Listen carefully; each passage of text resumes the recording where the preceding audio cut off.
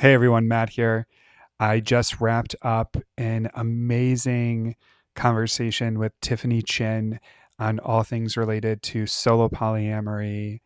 We touched on being single, the difference between being single and being solo, self disclosure and therapy, how this world is set up for monogamous folks, and why it's hard to date in 2026. So I wanted to just hop on and let you know a little bit about what we talked about, but also that our internet was a little bit spotty. So you may hear me and Tiffany talking over each other. There may be a slight delay. So please just be patient with some of that. I'm going to do my part to try and take some of that out. But just so you know, our excitement in talking about this comes through, and sometimes we talk over each other. But I'm excited for you to take a listen. So check it out.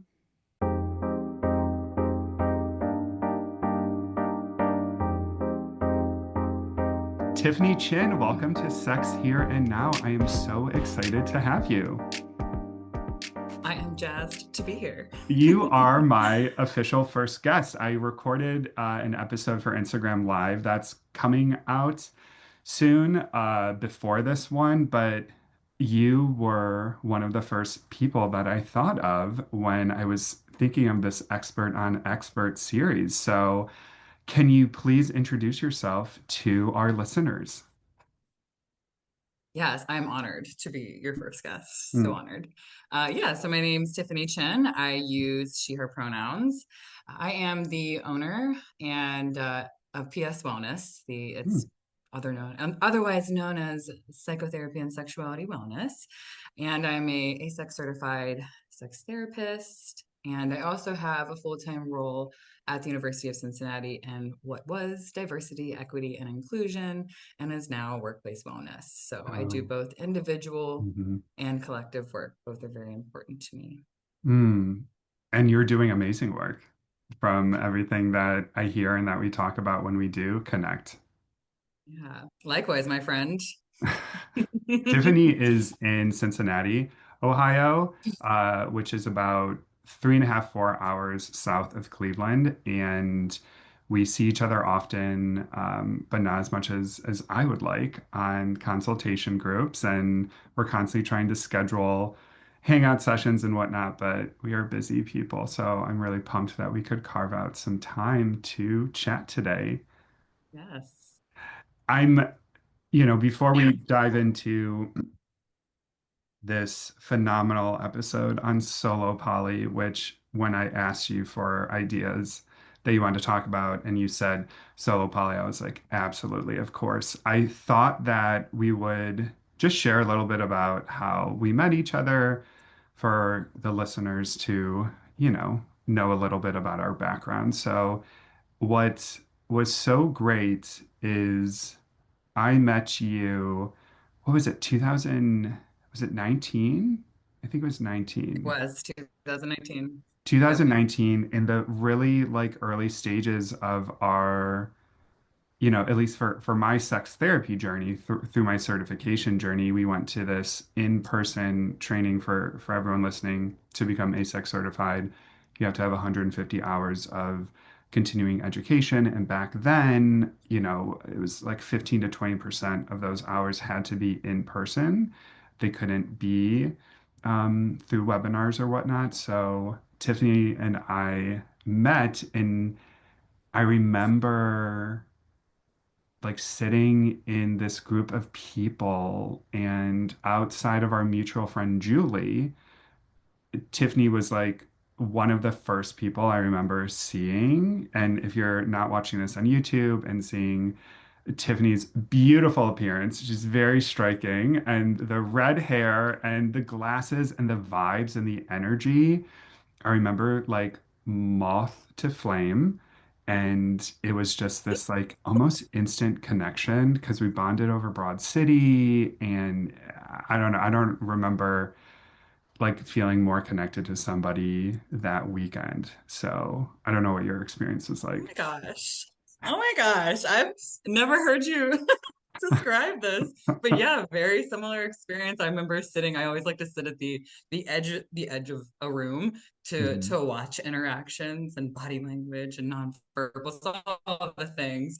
And I remember, yeah, watching you interact with some people, and I'm like, yeah, I want to be friends with that person. I will figure out a way. Yeah, we just vibed. Yes, and yeah, I remember listening to you speak, and yeah, yeah, Mm, so gosh, long ago, right before COVID.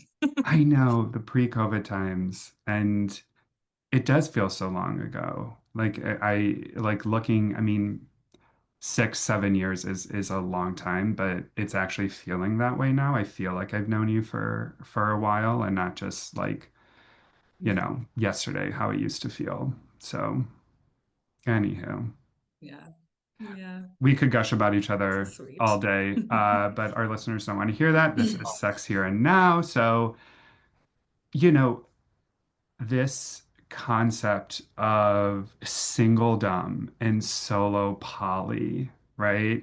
We have these sort of talking points and questions that's I want to get to sort of help navigate us today. But Tiff, when I asked you about like topics you wanted to explore, I think it was just like the fastest response I received when you were like, I want to talk about solo poly, I want to talk about being single, I want to talk about all these concepts. So why don't we just start there? Like, talk to me about like why that showed up for you. If you want to describe what solo poly is, you can do that as well. Like, I don't know what's showing up with that.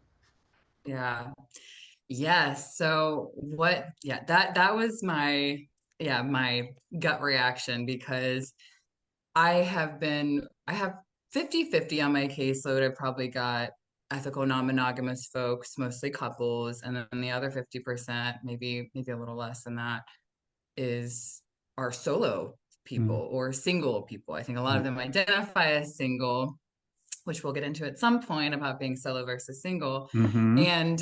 And I've seen this overlap of singles maybe trying to practice monogamy and couples or individuals that are trying to practice polyamory or ethical non-monogamy. And I try to bridge. I just Yeah. see just so much overlap. And then personally, in my personal life, I am a solo polyamorist. I've been practicing for about 4 years now, and really as a proper solo, no anchor person grounding me for about 8 months. So there's a lot that my clients and I and my friends and I have bonded over, Yeah. and yeah, so Wow. much. I remember that journey for you, like moving into, solo poly and whatnot. And like these terms that you're using are so great, right? No anchor, right? These are these terms that we use as poly folk in the ethically, consensually non-monogamous community. And I'm wondering, Tiff, if for our listeners, if you can describe what a solo polyamorist is and what no anchor means. Yeah.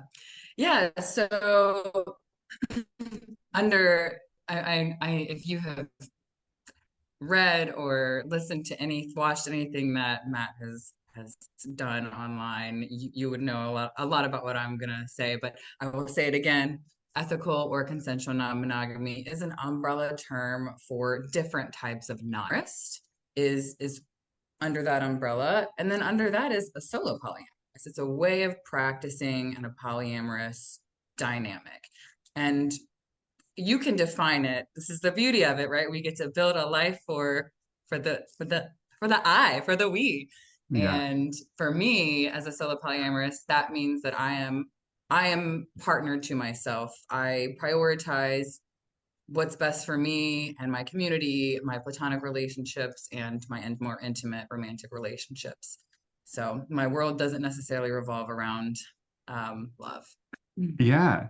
And the talk a little bit about the no anchor component for Mhm. either monogamous folks who are listening or, poly folks who have maybe never heard that term before. Yes, absolutely. So not having an anchor means that I I don't have someone that I am I'm not living with anyone, but I don't have someone that I'm seeing all the time Hmm. or that is coming to events with me or that knows my family. Um, and I'm in the works of maybe building a anchor partnership Ooh. right now. But We'll yeah, talk about that I don't, offline. yeah, yeah. So yeah, I'm right now I just have some casual or blossoming connections. Mm. So I think Wow. that maybe it's Yeah, hopefully that no, that was that answers. was that Yeah. was a that was a perfect response, and I like how you describe solo polyamory, right? I always just tell people it's a relationship, your primary relationship is yourself, right? You are in a relationship with yourself. You are the number one person that shows up in this relationship. I tell my clients all the time being single, which is different than solo, which we'll talk about, is a perfectly healthy relationship style. And this idea of being connected to yourself and prioritizing yourself, I think it's lost often, especially in the world, especially within monogamous relationships as well. For for me, what I see often with clients is when they're beginning with poly, when they're beginning with consensual non-monogamy, ethical non-monogamy, love that you use the umbrella analogy because it is just such a great way for people to grasp what polyamory and ethical non-monogamy are.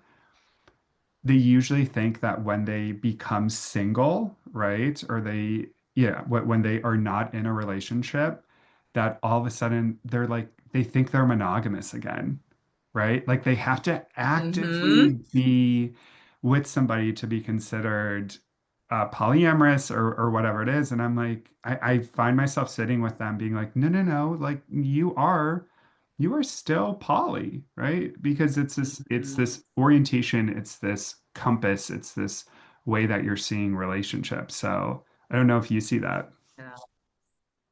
Absolutely. Hmm. That is one of the reasons why I chose this topic because I have noticed that folks maybe coming out of long-term marriages or relationships, they put themselves into the dating pool and they start using heteronormative or mononormative ways of being instead of maybe asking questions, setting, some boundaries for yourself, asking permission or getting curious, Yeah, whatever it may be. And they do it, they oftentimes will approach dating or relationships through that monogamous lens or the societal norms that we all know too well.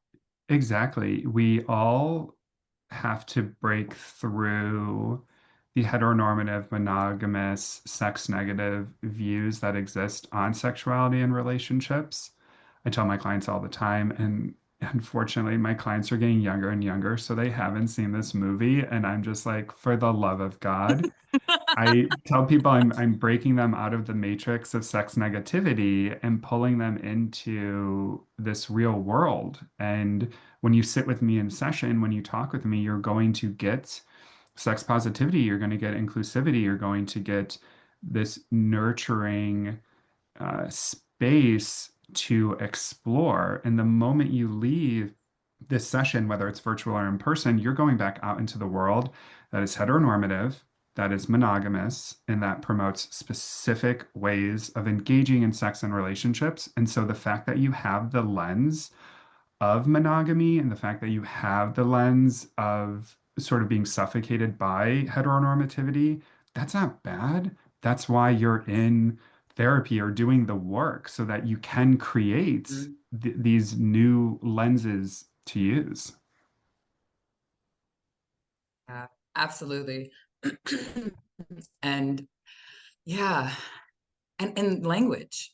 I Language. think when folks are sitting with us, friends or clients, the language that we use Hmm. is so important. And the the the language that typically is accessible to us is are these monogamous, Yeah. heteronormative. That's the language that we have. And what I've been trying to help folks understand better is new language and language that they can see themselves in. And that's where that, Dr. Peter McGraw kind of comes in Uh-huh. with this beautiful new language that I am glad to plug for that man. He's a beautiful man. So I'm like, Oh, hey, yeah. So let's talk a little bit too. about Peter McGraw because when you sent me some of these talking points and we were going back and forth, and you dropped Peter's name, I was like, I have the book Solo. Peter McGraw wrote the book Solo. I have that book, and I have not cracked it open once. It's currently sitting on my desk, and so I was like, I know the concepts of solo and polyamory and whatnot, but I haven't read it from his perspective yet. And so I was like, Tiffany, I cannot wait to hear, like your interpretation of it. You seem to gravitate towards it and like the difference between solo and single and all of that. So, like, how did that sit for you? And it sounds like it felt really transformative. Transformative is the word, Matt. I love that. Such a therapeutic Yeah, word. I think like yeah, I think like many folks, I am only human, and I was lost. Over Mm, the summer, boy, was I a lost girly, mm, and I needed guidance. Therapy is wonderful, but outside of therapy, you still have to figure out ways to move through life and figure out what you've learned about yourself through your experiences, if you're going to take those lessons or not. mm, And and so I'm trying to remember where I came across Peter, but doesn't matter. I did, and I very quickly finished the book. And he talks about, I mentioned this earlier, a world built for two, yeah. and how we walk through society. And even, for example, today I go to Orange Theory, and I'm there this morning, and at the end of the workout, our trainer starts talking about Valentine's Day. Mm. And I'm just like, okay, that's cool. I want to get out of here because I don't really care. Didn't care about it. Didn't care about it before. Don't care about it now. But Hmm. even the mention of that's for two. I mean, it could be, you can slice it and dice it for friendships however you want. But Yeah. even that simple assumption about everyone in that room, that's a world built for two. Um, Finances, all the benefits that and the system that we live in America, it really is, that world really is built for two. So solos and single folks really get shafted in a lot of ways. So Mm. he talks about a world built for you, and just carving that out for yourself. So Hmm. I'll pause, but this does go in more into the solo, the single, and the differentiation of those two terms. Yeah, I would love to dive into that, but just to comment a little bit on what you're saying, one of the reasons why Jim, my partner, and I are getting married is in large part due to the amount of benefits that we're going to receive as a couple, right? Mhm. And this idea, we're not getting married because of couples privilege, but we understand the idea that because we are coupled up in, especially the United States, there is this just inherent privilege that we receive that people may not recognize, right, or may not see, right? But again, listeners, the idea of couples privilege is that there are benefits that are awarded to people who are in relationships compared to people who are single. And that is societal, that is cultural, that is financial, that is legal. And so that's sort of very similar to what you're talking about with reading Peter's book. And before we jump further into the solo and single, I will say, plugging a phenomenal podcast, Lola Phoenix's podcast, Non-Monogamy Help. That's where I first heard of the book Solo. And I remember hearing Lola talk about it and thinking, wow, I need to get this book. And as I do with a lot of phenomenal sex therapy books, I get it and I'm like, I'll get to it one day. So, so So many books. I have so many books like that. We'll get to them. many. Yeah. But this idea of like solo and single, like let's talk a little bit more about that. Yeah. Yeah. So continuing from lessons learned and wanting to just learn more about how I want to move through life, because there's not a whole lot of education out there or norms out there of how to be a solo polyamorous or just a person that isn't constantly looking for the one. Yeah. So Dr. Peter McGraw, he offers us different ways of being and even different terms for being solo. So if you look at a single person may just be single for the moment. They may be constantly seeking love or the one and almost aimlessly a lot of the Mm-hmm. times, not realizing what do I actually want? Or or am I just seeking this thing, this relationship because I believe society wants me to have it and I'm just kind of just flowing that way. Mm-hmm. So, and then oftentimes too, with being single, we may be prioritizing love and searching for love and the one so often that we forget about our community. We forget about the Right. things that really energize us, our friendships that have been there for us, the things that matter to us, work, moving our bodies, things like that, and just prioritizing finding this relationship that Yeah, it's almost like it's temporary. It's a stepping stone in some yes, ways, right? Like absolutely. that's how I sometimes conceptualize it, especially talking with young folk or even millennials, which we're still young. Uh, this idea of like, I must find a partner, I must find a partner, I must move into this space. And I always I part of my challenging of every human in therapy, especially people who want to be in relationships, is I just straight up ask them like, why? Like, why do you want to be in a relationship? Yes.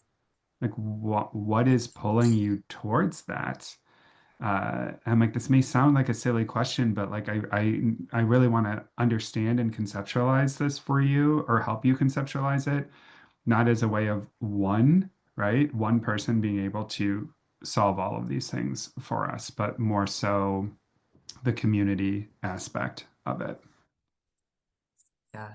Yeah. Yeah. It's just getting curious, helping them get curious with Yeah, themselves so they right. can find those answers too. Because the answer may be, I want that love. I'm going to get it. I'm determined, you know. Or the answer may be, I need to fall in love with myself. I need to fall in love with woodworking. Yeah. Right. And when Jim and I are open and we practice a very traditional open style relationship, which means we can engage sexually with other people, but um we sort of set very strict boundaries around ourselves and our emotional connections and our romantic connections to others. And what I when I sit and talk to my clients, I ask them why they want to be in a relationship, and they're like, "Well, I want companionship." You know what I say? I'm like, "Well, you can have companionship with friends, right? You can have companionship with family." Well, that not that kind of. I want something different. I'm like, okay, well, let's like really work through this to create this understanding for yourself, not for my benefit, but for the fact that let's create the script, right? Let's create the scaffolding that is not highly influenced by the sex negative culture that we live in, so it can actually feel grounded in what you want. And like you said, that may lead clients, people to wanting to be solo poly. Yeah. Yeah. So You solo. So said something let's go that, there then, right? So if that's yeah. single, right? Yeah. So then what would solo be? Mhm. Yeah. So there are solo generally is feels more like a choice. Mm, It feels intentional being solo. Solo is maybe pouring into knowing that as a solo person, I'm not looking constantly looking for a companion or a partner. But if that happens along the way, if I do find someone along the way, wonderful. I'm not going to abandon everything else in my life mm, just to find that. So there's pressure, I believe, that's taken off partnership or love, and maybe yeah. even in that you're able to be more present with the Hmm. people that you do meet and more grounded in who you are. and the things that matter to you in life. That makes Yeah. complete sense. In a lot of ways, what you're Yeah. saying applies not just to poly or ethically non-monogamous folk. It applies to all of us as humans. You know, the Yeah. we talk about this often, you and I, and a lot of sex therapists, but there's this concept that exists that, I call, and I didn't create this, but sex is for you, right? The idea of you want to approach sex from a I standpoint, not a you standpoint. So I guess it should be called sex is for I, but that's just not grammatically correct. So so the general concept, right? Sex is for you. And the same applies to relationships. Relationships are for you. I talk about it all the time, and you want to really approach them with this mindset of, I am the most important piece here, and I need to find another person that is going to feel like an addition, right, to this life that I've created. Yes. Yes. I am whole. I'm Yeah, whole. Right? I Like am. that even that mindset. I am whole. Yeah. Mm, And I've got pieces, I want to add into my life. But other than that, yes. yeah, that's a beautiful way of putting it. What would you tell somebody who says, okay, well, I want, maybe I don't feel whole and I want somebody to make me feel whole, right? Mhm. How would you approach that? uh, I mean, I would get curious. I would ask Yeah. what specifically feels like like it's void in your life. Yeah. Um, what would what does wholeness look like? How are you Mm, defining that? That is pure curiosity because as we say to our people, we do not have the answers. They are the experts on themselves. They have their own values, maybe that they need to explore in that space to understand what's whole, yeah. what's missing. But really putting that back on them and Yeah. giving them, as much guidance as we can along the way, which does lead me to these other types of solos. That's this overlap that I've kept coming. It's kept coming up as I've worked with clients or I've worked with, not worked with, but connected with friends and other folks and looking at different types of solo ness. Yeah. So that's what Peter talks about is these different types of solo that give you this guide Mm, for how you want to date, how you'd like to show up in relationships and in life. mm. What are some of these different kinds of solos? Yeah. So similar to the typical single that might be finding the one, he talks about a someday solo. And that just means someday, I'm solo now, like as we Yeah. define it, I am living my life. I am really the most important thing in my life and the way I want to walk through the world with community and sex and friendships and all these things.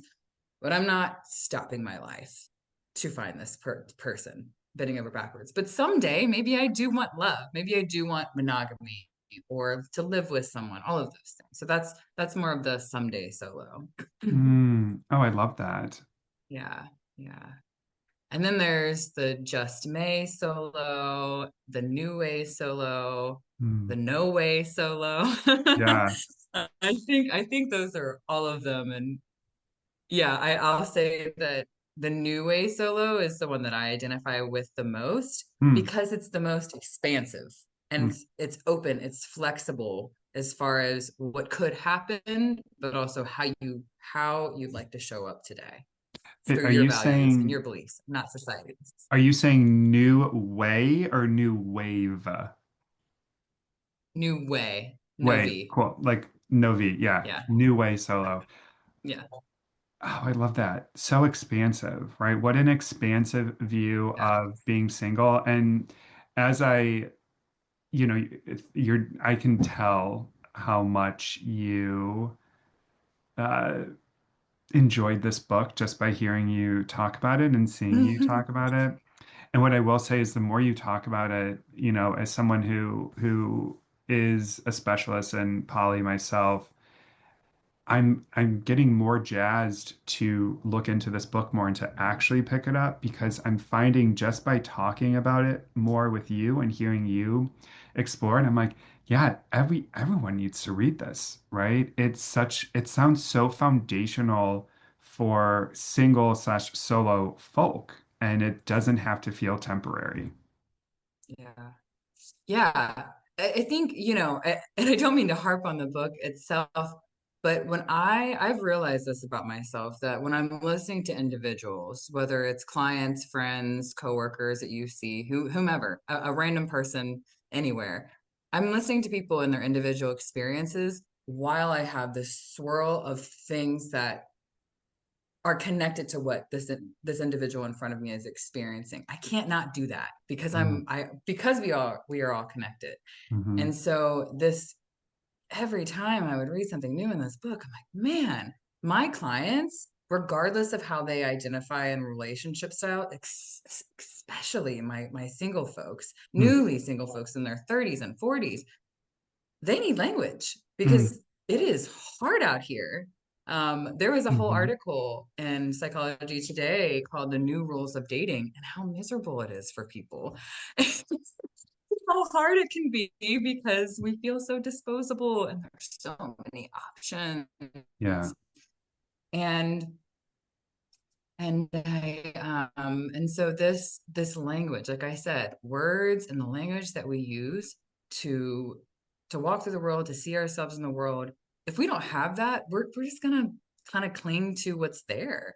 Yeah. If we don't have the resources and the time and access to all of those things, we're not gonna know where to go. So this has been that for me and anyone that I know and anyone that I will talk to that will listen. I love that. You know, I have no idea when this episode's going to come out, but I recorded an episode basically called the reclaiming dating in 2026 or the new dating rules of 2026. And a huge part of that, knowing me, actually, like I try to put more of a positive spin while being realistic on it, right? But a huge part of that episode and the messaging that I see a lot of us talking about is this concept of mindfulness when dating, right? Being mindful of how you're Mhm. using the apps when you're out there. We can't Mhm. fight the fact that our world is has moved in this direction of app usage when it comes to dating. We have Mhm. to find a way to embrace it for ourselves and then also do other stuff. But again, this idea of like, my hope is that it doesn't have to feel like this is everything for you, right? And that this can be this Yes. addition. So that sort of moves us Yeah. into the whole idea of like the mononormative dating spaces and whatnot, or how you help polyfolk, try to navigate dating, right, as solos or as non-solos who are just trying to find these partners. Yeah. Yeah. So, we've talked about you and I have talked about boundaries, agreements, and Oh, rules. yes, let's We talk call about them bars. bars. Yeah, bars.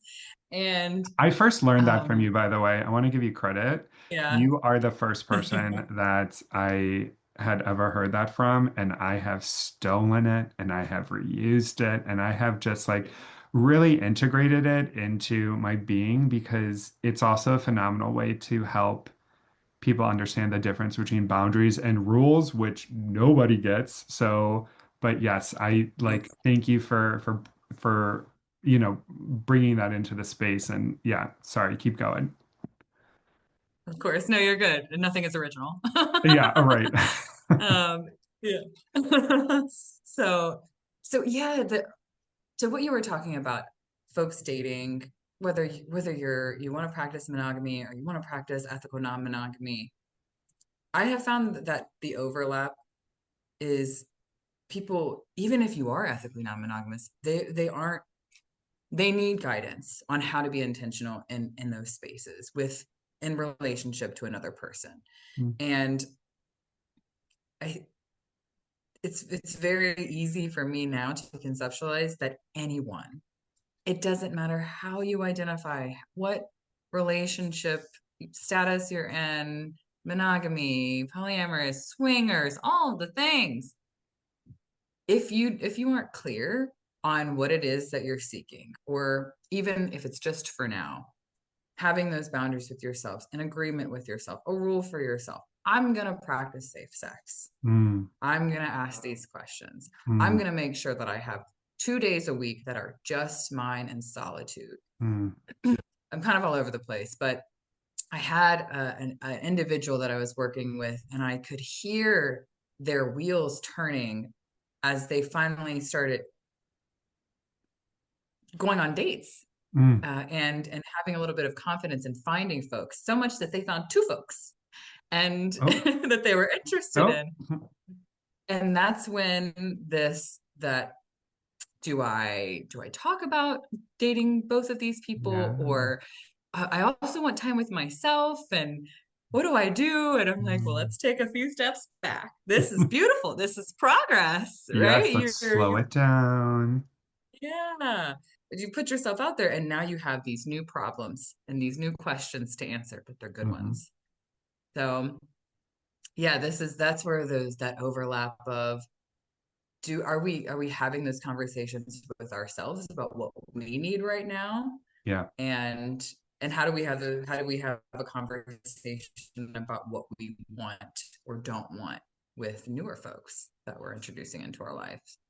110% snaps across the board, right? Like when I sit with people and we talk about dating, or we talk about wanting to start dating, whether it's monogamously or polyamorously, I always start with exactly what you just said of, well, first I tell them like we need to do some permission giving, right? We need to give ourselves permission to start showing up as a relational human, as a sexual human in these different ways, right? Because this energy is going to start feeling very different than the energy that you are potentially putting into friendships because your mind is structuring it differently. And so we have to figure out what that structure is, which is exactly what you're talking about, sitting and figuring out what does this look like for me?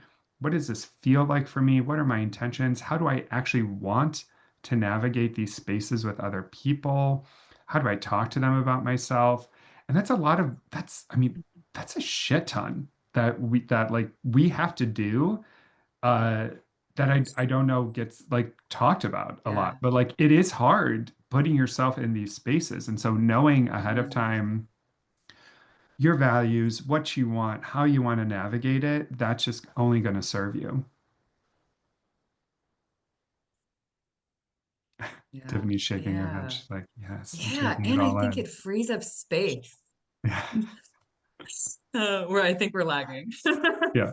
But yeah, I think that also frees up space Mm, in life. And I'm talking from a personal experience of getting clear for myself on mhm, what I don't want. I certainly know what I don't want in life at this point from a relationship or from a more intimate connection. And sometimes that does help you get clear on what you have the capacity for, and what I think Sarah Elise calls the juiciness of life, more, mm. you know, increasing the juiciness of life. Yeah. Yeah. Yeah. I think what we do, so like we figure out these bars, right? Which boundaries, agreements, and rules, right? I typically tell people boundaries are for yourself, agreements are shared, rules are the sticky spaces, right? The stuff that we're still trying to figure out for ourselves. So we're going to set this rule in our relationship. And rules, what I try to tell folks all the time, rules can feel permanent, but we want them to live in a space of gray because they may change, right? We don't want them to Hmm. feel like permanent all the time that we can't go back on. We want it to be like, I'm saying this role right now for these reasons, and I'm going to internally think about these reasons for why this role's in place. Then, I think as two poly folk here, right? Like you talk a little bit about. wanting to have these like shared experiences, right? Like connecting with our client through shared experiences. And I'm Mhm. curious if you can talk more about that. Yeah. Yeah, we know it's a delicate dance. Um, so in our clinical practice and experience, we are told to only share about our lives if it benefits the therapeutic alliance or the therapeutic relationship. And you have to have the gift of discernment to know when that feels right. And if you And go to any, tr I, if you go to mhm, any training or when you're in school, all your professors, well, and I'm being hyperbolic here, but I just constantly hear how they're always like, never, ever, ever self-disclose, never, ever self-disclose, and I'm like, we need to start getting away from that. And I find more and more uh, people are getting away with it. mhm, And I'll let you continue with this, why people are getting away from it and whatnot. But it's just it's always so baby clinicians coming to me and they're like, "What do you mean I can self-disclose?" And I'm like, baby yeah, like clinicians. yeah, like this if it's for the benefit of the client, not just to hear yourself talk. Yes, yeah, and knowing the difference. Absolutely. I could not agree more. And it does come, it does come with time to then Oh the yeah. comfortability of knowing in the aftermath how that landed. So yeah, for me, I think as I've gotten more comfortable in doing sex therapy with folks and practicing actively practicing polyamory and having folks that we just have shared lived experiences, Hmm. right? I'm a a bi white Chinese cis woman, but I have a lot of things in common with my people. There are universal experiences that we Mm, do have in common. So for me, I do have a lot of singles and polyamorous folks. And so sometimes it is just helpful for them to hear, hey, I know exactly what that is like. mm, And this is how I approach it, or this is how someone that a couple maybe that was similar that approached this situation, and or even bars, making an example of a boundary that I have with myself that I need to recover from time. If I've had a whole weekend filled with humans, yeah, whether they be, sexual connections, casual, romantic, platonic, family, whatever, I'm going to need about 2 to 3 days to recover while I'm yeah. working as well. And so even that was actually an example recently that I said to a client, this is a boundary that I have with myself. What are you thinking about boundaries for you as you are connecting with more people, which is a beautiful thing? Again, this moment where I say, you're making progress in this way, reminding them that this is a new problem of how to Mm. navigate relationships, but it's a good problem. And here's how we can navigate it together. The amount of times I've heard clients say, especially polyfolk, thank you so much for sharing that. Thank you so much for telling me part of your journey or your experience or where you struggled because that makes me feel validated. That Yeah. makes me feel seen. That makes me feel heard. And for all the clinicians listening or watching who don't believe in self-disclosure, I honor that for you. And you take the path that works best for you. In my experience, especially working with queer folk and poly folk, the resources that are out there are far less prevalent compared to the resources for monogamous folk and heterosexual folk. And so, if I can step Mm-hmm. in and talk a little Mm-hmm. bit about what worked for me and how I navigated all of these very hard challenges, it's for the benefit of the client, right? If I'm talking to a client, I'm like, okay, you know what? Shut up. Let me tell you a little bit about, this weekend, my partner and I, blah, blah, blah, right? Like, no, but Yeah. if I sit there and I go, oh, you know what? Sometimes I'll do this. I'll be like, well, my partner and I got in a huge fight a couple days Mm-hmm. ago on a very similar topic because what I find then clients sit there and they're like, oh, okay, so even the sex and relationship therapist has these Yes, problems, right? It's not just me. And if we know anything for being part of marginalized groups here, I identify as gay. So it is that shared experiences matter to growth and to community and to connection. absolutely. Yeah, we can be a living resource and keep good boundaries with our clients. Absolutely. Yes. Absolutely. Yes. So I could talk to you forever, but I'm sort of looking at some of these talking points that we had, and one of the only ones that I see that we can sort of wrap up on, unless there's other things you want to explore. We have this idea, we have this point of new perspectives on navigating life as a solo single, and we may have touched on that a little bit, but almost like tips that maybe you've learned just through your own experience navigating life as a solo polyamorous around how to like show up in spaces if listeners are hearing this and being like, well, how should I start navigating this, or what should I do, or how do I find community? Yeah. Yes. Good question. So I would definitely say get the book Solo by Dr. Peter McGraw. Get that book. He also has a Yeah. podcast. I am all about, all about a resource that really hits and is practical for folks. Take what resonates, leave the rest. You're not going to agree with everything you hear. Mm-hmm. Again, for me, having language and examples of how I can walk through life that are not in the Western world, that are very much so outside of societal norms. That's just how I've always walked through life. And having that language has been so empowering for me. Mm-hmm. And how I how I show up in my relationship. So when I'm when I'm triggered by things, for example, in a relationship with a new connection, I'm pausing now. I am pausing. I'm getting curious with myself about what is coming up for me. What's a lesson that maybe I've had before that's coming up for me now, and even sharing it with that with that individual. Um, so I think that the biggest piece is getting curious with where you are now, where you'd like to go, and really, yeah, what are the values and beliefs behind all of it? Yeah. Yeah. And if I could add one thing there on top of all of that, head into queer spaces. Head into queer spaces Yes. because the chances of you running into other poly folk are pretty high.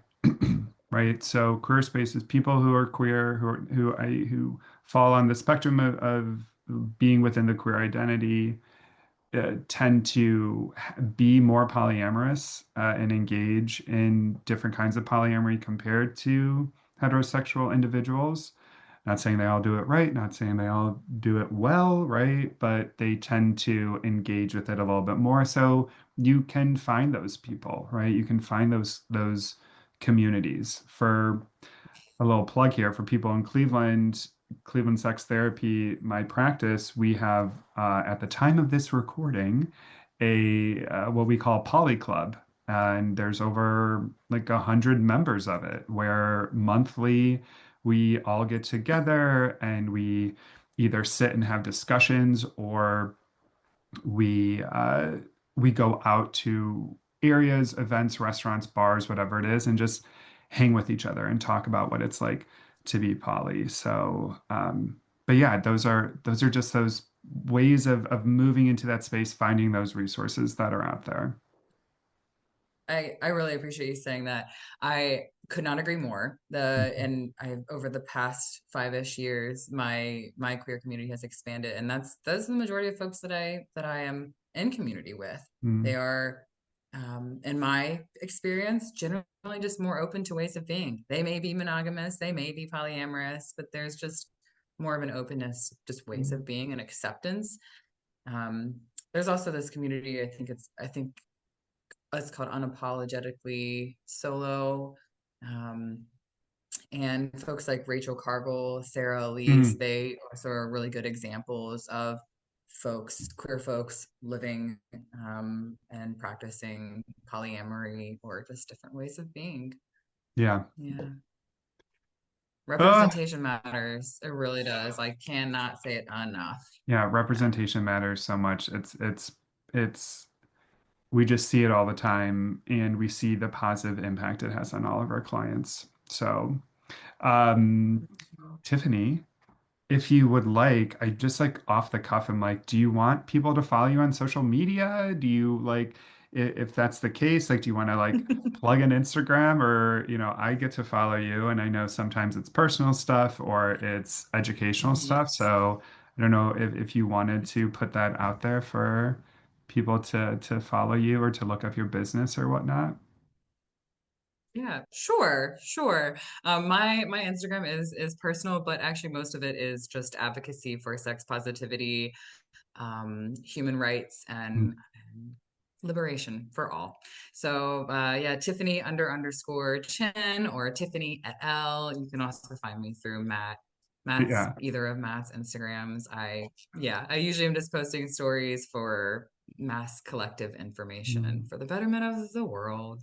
And So yeah, and you're PS Wellness. doing, I'm not accepting clients, but sometimes, sometimes I will take folks, and I primarily work with ethically non-monogamous folks as well. So yeah. I can't hey, speak any more highly of your skill sets and what you do for the community, what you do for polyfolk, what you do for sex therapy. So I will link your handle in the show notes as well. But this was amazing. I love you. Thanks for hopping on and chatting with me today. And I will definitely be having you back for some future episodes.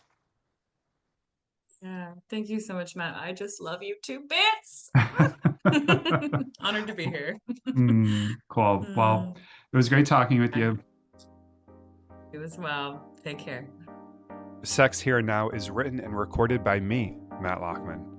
For more resources, education, or support, you can find me on all social platforms at Cleveland Sex Therapy. Thanks for being here, and as always, stay curious.